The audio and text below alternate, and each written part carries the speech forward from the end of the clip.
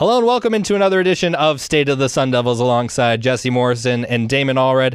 I'm Jeremy Schnell. We're going to get into the basketball stuff in just a little bit. It was a great win by ASU men's basketball over West Virginia the other day, and obviously a big top 3 team coming into town on Saturday. But first, we tie a bow on this ASU football season. Number 7 in the final AP poll. That's their. Is that good? It's not bad. Highest ranking since I don't know when, guys. The Rose Bowl, I think. Yes, so that would be, they were number 2 in the country back in 96-97 season. Now, number 7 ahead of Boise State, as they should have been, and they should have been hosting here the Fiesta Bowl. But hosting. Yes, we won't go into that. But yeah, ASU ends number 7 in the AP poll, Damon. Yeah, it's really great to see that finally some national recognition that feels like it's been long deserved, and finally they're getting it. Unfortunately, it seems like the faith nationally is not there that ASU can sustain this going into year 2 of hopefully a much better era, if you want to kind of draw a line of demarcation there. Obviously, ASU did a really good job this year. It felt like a miracle season in a lot of ways. Cam Scadaboo gone. We'll see how big of a loss that will be. But Sam Leavitt coming back, most of the team coming back, it should be in a good shape still. I just think it's crazy to see a single-digit number next to an Arizona State football ranking at the end of a season. Like, I mean, last time they were in top 10 was in 2014. It would be right before they lost to Oregon State. Yeah, I mean, it's been a really long time since ASU has been up, in these rankings, and I, again, would have never expected it at the beginning of the season. And it was a dream season. It was a magical season. I am hoping that the men's basketball team can kind of capture some of that magic here. They gave me a little bit more confidence since West Virginia will obviously get into that. Yeah, and Damon, the things that you found, ASU across 6 top 25 for the way too early top 25 rankings, you found that ASU was between 11 and 17 and as high as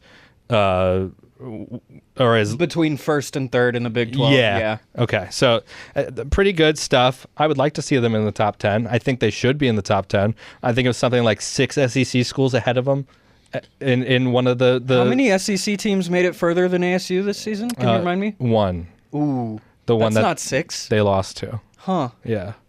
And they're returning 16 or 17 starters on this team. Yeah. Yeah. Interesting. I think it's I mean, they should probably be ahead of the. Yeah, the ones that were BYU and Iowa State are ahead of them. I just don't get it. It's weird. BYU makes sense to me a little bit. I think BYU was doubted this year in a way that they shouldn't have been. I think BYU should have made the playoff. I think that's pretty clear with what they did in the Alamo Bowl. Yeah, they should have been ranked ahead of Alabama and SMU, and Ole Miss, maybe SMU. Well, I mean, they definitely had the head-to-head been, win against SMU. Ahead of SMU. Yeah. And, I think this is cool, though. I mean, it's great. I mean, they're in 11 through 17 is pretty high, and then 1 through 3 in the Big 12. I mean, that's where we kind of expect them to be next year. I expect them to be back in the Big 12 championship game and, competing for another playoff spot. Expectations are a crazy thing because you can also treat them like doubters. You can treat it like, hey, this is our expectation. Maybe there are some people that don't believe us. They obviously used the doubt to their advantage last year. Now try and use the expectation going forward to your advantage going into 2025. And maybe the biggest expectation, the highest expectations have been put on Sam Leavitt because On3 Sports is an outlet that put him at number 1 among all quarterbacks for 2025. 247's Brad Crawford had him at number 4.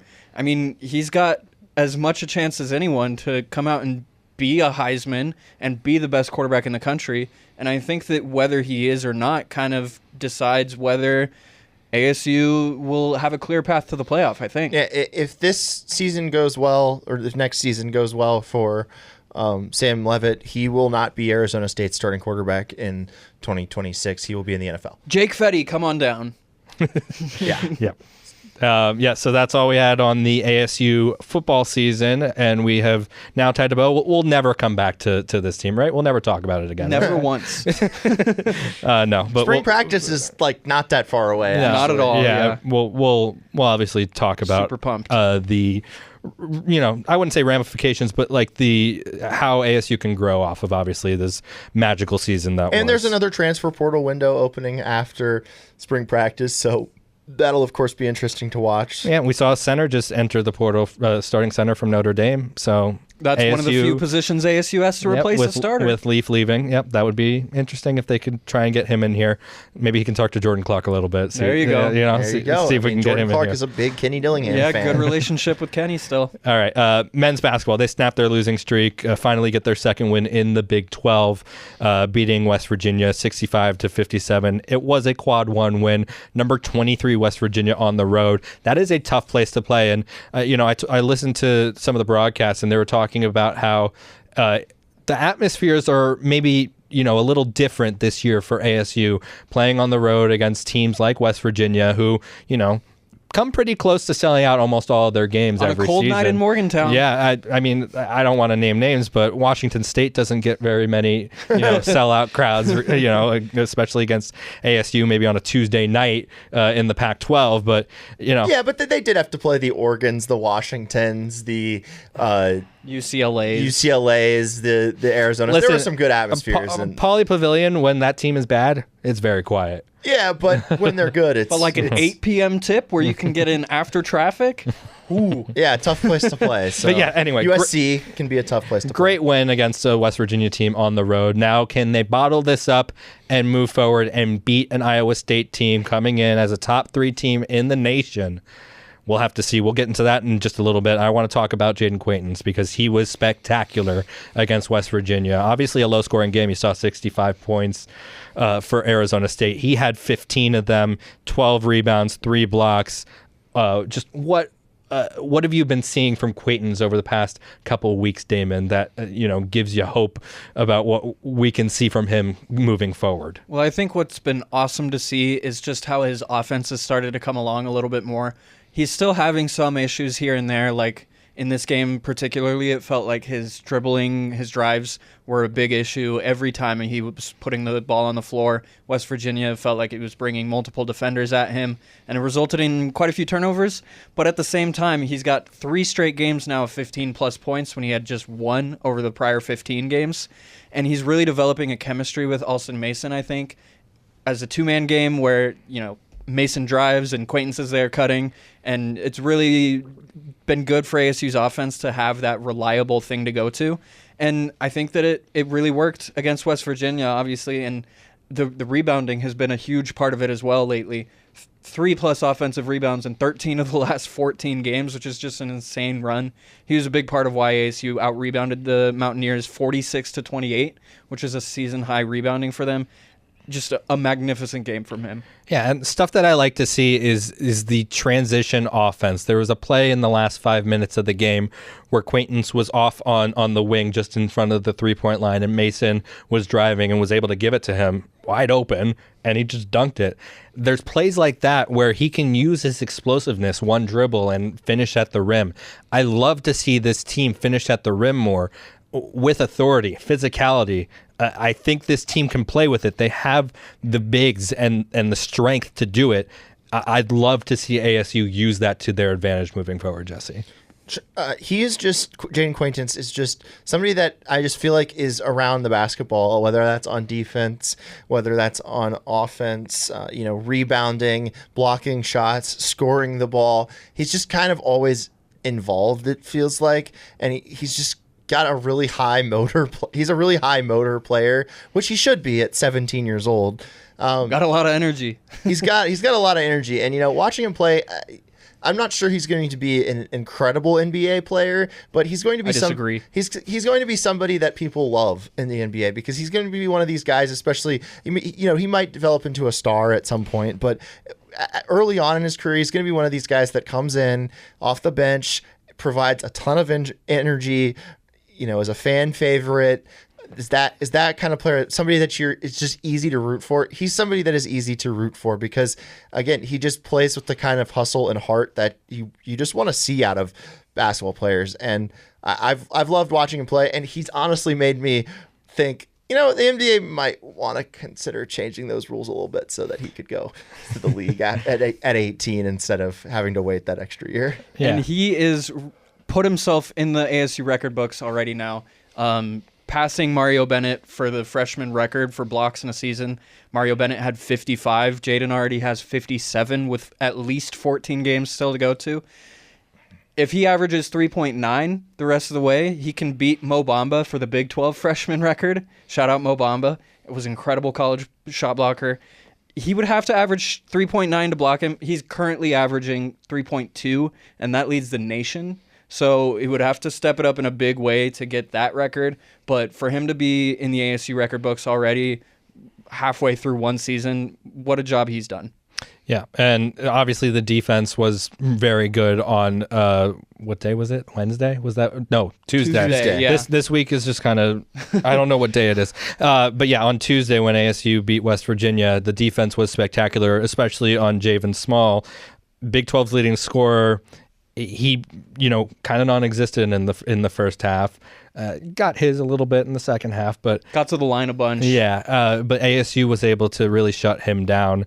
And something obviously that ASU needs to address would be the transition defense. 19 points off of turnovers in the first half. West Virginia had 23 points in the first half. So obviously the half-court defense is working. They just need to make sure that they don't turn the ball over, and when they do, they get back on defense. And that's going to be hard against Iowa State because let me tell you, they can force turnovers. Yeah, Taman Lipsey.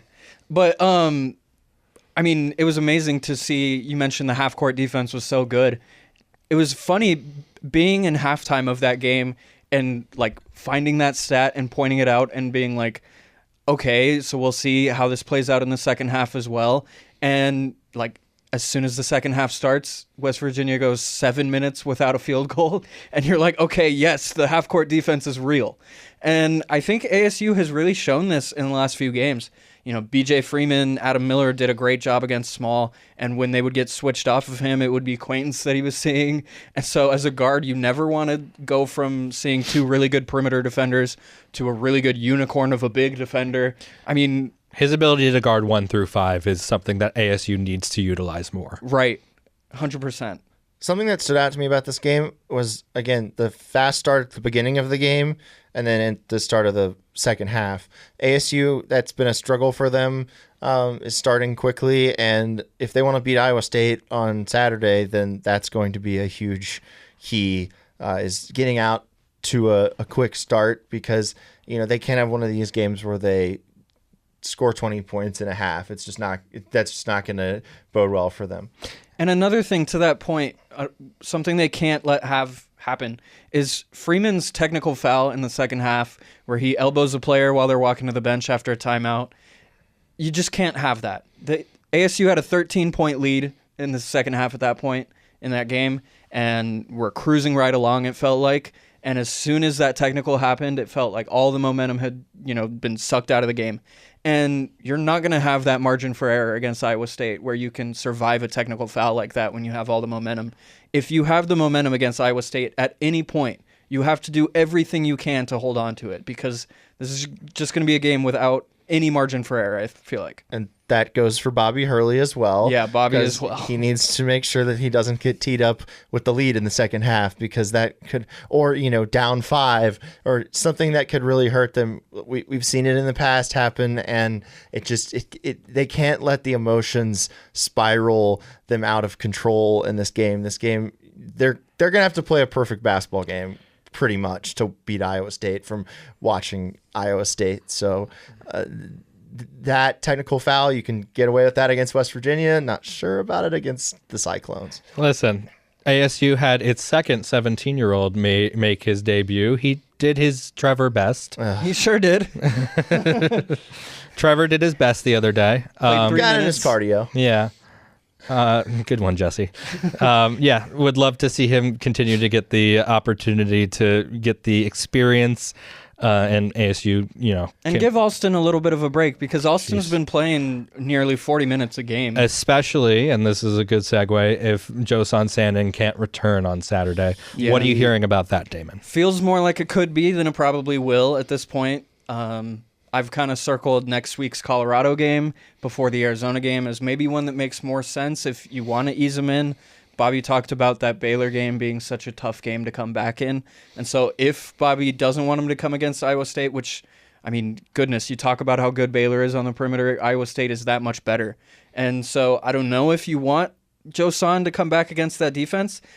Obviously, we don't even know the status of his ankle. Bobby called it a high ankle sprain for the first time earlier this week.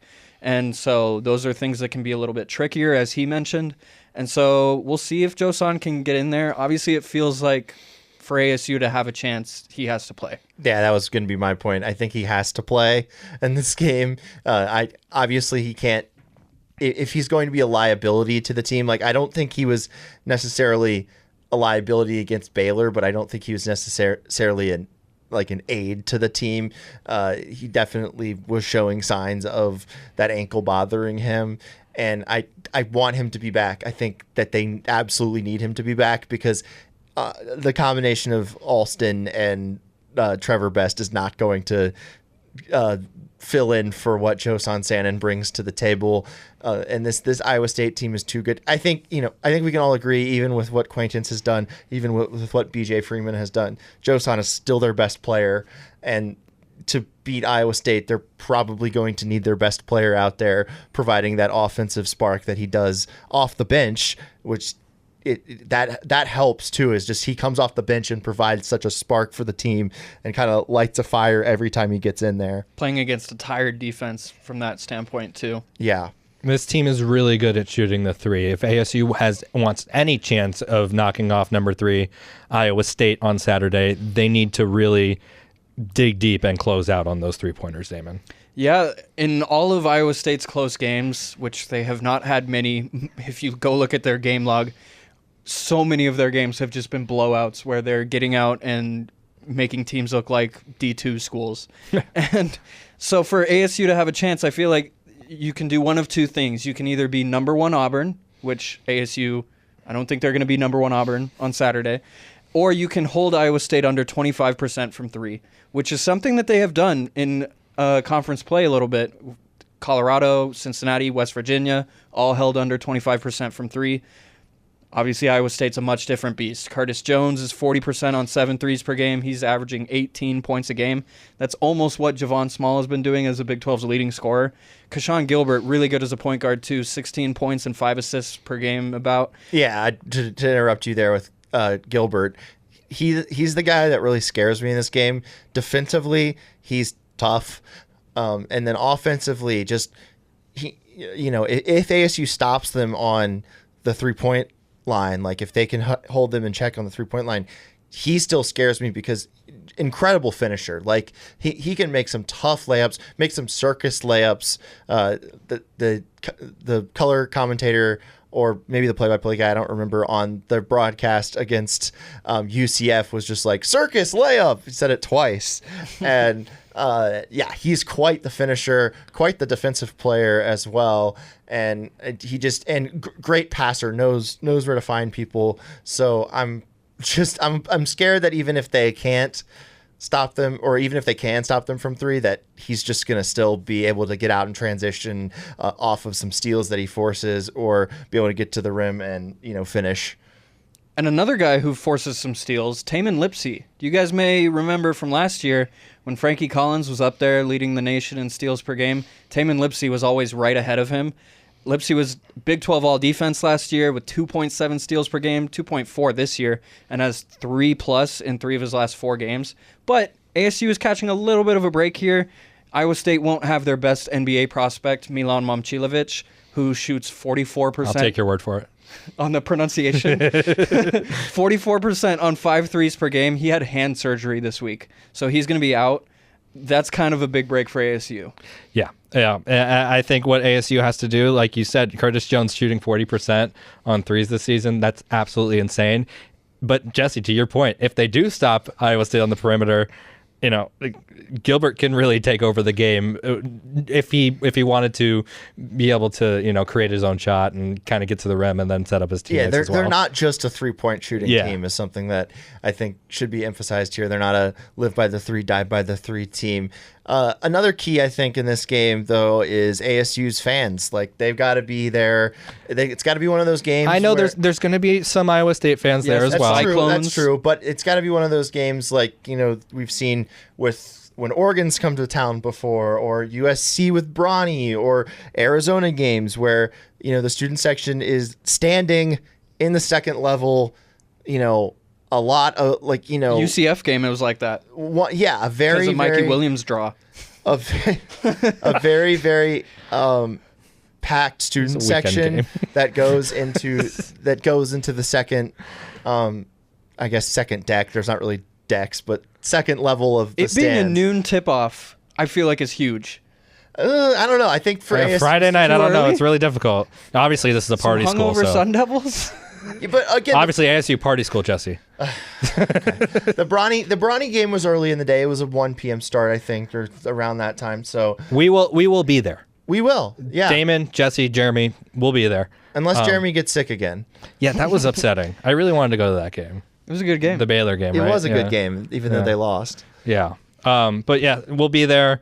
We'll make sure to keep you updated all throughout the game. You can check us out on, usually we're on Twitter during the game, so you can check us out on @AZ Sports Devils over there. You guys think ASU is going to win? No. I also that's it for a State of the Sun Devils. I also wanted to point out, though, it is an especially good game to go to because it is a huge opponent and it's on ESPN Plus. It's gonna be a good atmosphere. A little tougher to find the broadcast for it, so definitely try and get out if you can. Yeah. Yeah, and then you can go watch Suns Wizards that night. What a barn burner that is. Nobody wants to do that. But I wanted to say no because I just think that, some years there are different levels of top 5 teams. I think the top 5 teams this year are really, really, really good. And I think Iowa State is a juggernaut. And so I think that this is going to be a little bit too tall of a task, unfortunately. Florida has made me nervous recently with some of their performances. They got a lot. The SEC is just like that. Yeah, I promise that's true. So are you saying in terms of having a good loss on ASU's resume? There you go. I don't believe in good losses, personally. Oh, we can talk about quads. We wanted to talk about quads, right? Yeah, real quick, and Okay. then we're going to get into women's. So I want to losing give streak. my prediction, but okay. What is your prediction? My prediction is that ASU wins if Josan plays. If he doesn't play, then they lose. I think that this is one of those Bobby Hurley upset games. It just has that feeling to me. They're coming off a big win on the road against West Virginia. It's going to be rocking in DFA. But if Josan doesn't play, they lose by like 15. Here's what I think. I think they lose by 5 in the first half, keeping it close, and then Iowa State pulls away in the second half. Okay. That So would that's not what- surprise me one That's bit. what I think is going to happen. But yeah, I think a loss will happen because I don't see Josan playing. A high ankle sprain's tough. Yeah. So you guys mentioned the quads. Yep. Here's what we got. Quad it up. Quad 1, 2-6. Quad 2, 3-0. Quad 3, 3-1. They're and 2 I and think 6 in quad 1, you said? 2-6 in quad 1. It's not bad. Not bad at all. I mean, for obviously a team that's playing in the Big 12, they have a lot of Right. they have a You lot wanna of hit quad your 1. stride. They have a lot of quad 1 and 2 games coming up soon. Yeah. So So quad 3, 3-1. I think that changed recently because I think UCF might have dropped from quad 2 to quad 3. Quad 4, they're 3-0. And then upcoming, about half their games are quad 1. Yeah. So that's just the nature of the Big 12. Like you guys mentioned, Florida, it's got a down arrow for Florida. So they're headed down in the rankings a little bit, but still a quad 1 loss for now. Yep. Jesse, fill me in on the women's team. What have you seen during this 5-game losing streak? So I'll be completely honest with you. Yesterday, I was watching the game. I watched the first quarter, and it was 28-9 at the end of the first quarter, and I turned the game off. That's how it's going, huh? That's how it's going. Jalen Brown has Jalen's been great. She's been great. 20 plus in 5 of her last 7. Ty before Skinner West has Virginia. continued to look pretty good. The rest of the team as a whole, it's just been a struggle. I think that the first couple of conference wins were a bit playing to teams that are around their level, and then now they're playing against really good teams. Like West Virginia was just so much better than them. I feel like they deserve a little bit of a credit for Kansas State, though, how that game went. Yeah, but leading 26-21 late in the first half, and Jalen's career high 32. Yeah, but that was the game that Ioka Lee got hurt in. She's going to be out for a while for Kansas State, which is a bummer for the Big 12 as a whole because they're probably the Big 12's best team. So, yeah, TCU lost yesterday, so they're probably the Big 12's best team. So that she might come back, she might not. But yeah, I mean they played okay, but it was still not that close of a game, and so it's just tough sledding for them. And there's points now where I'm like, do I even want to tune into the games? It's tough. It's tough to watch at this point. Yeah. And now on Saturday, bit of a easier opponent, but not much. Cincinnati's a good basketball team. They're 11-6, ninth in the Big 12, just coming off a 10-point loss to Arizona the other day. So now coming into DFA at 4:00 on Saturday. That's the National Girls and Women in Sports game. So stick around after the men's game and check that one out for sure. That's going to do it for this edition of State of the Sun Devils. Thank you so much for listening and watching. You can find us on all forms of social media. At AZ Sports Devils is where you can find us. Also, look for all of Damon's articles on ASU football, basketball, you name it. He's got it on the Arizona Sports app and arizonasports.com. For Jesse Morrison, Damon Allred, I'm Jeremy Schnell. We'll see you on Saturday.